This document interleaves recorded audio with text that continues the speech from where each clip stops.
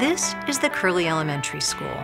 It's a public school in Boston, and there's something rather wonderful happening here. Okay, so here's what you're going to do. I need you to think in your brains right now about one food item that you think you know for sure is a healthy choice. They're eating healthier. So what you're going to be doing is having a conversation at your table about what foods are healthy and maybe what foods are not healthy. And that alone is starting to change everything. Try the watermelon! See, not so long ago, many of the kids at Curley, like many kids in this country, were served meals that were nutritionally empty, too sugary, or too processed. Sometimes the foods that we want to be healthy are not healthy. Harvard School of Public Health, Project Bread, and the Boston Public Health Commission got together to help. They created a program called the Chef Initiative.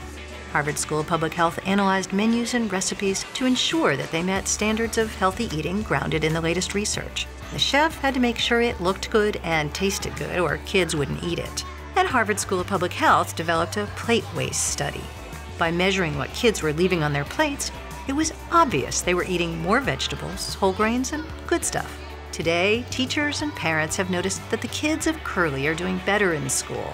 It's a program that's rolling out to other schools across Massachusetts.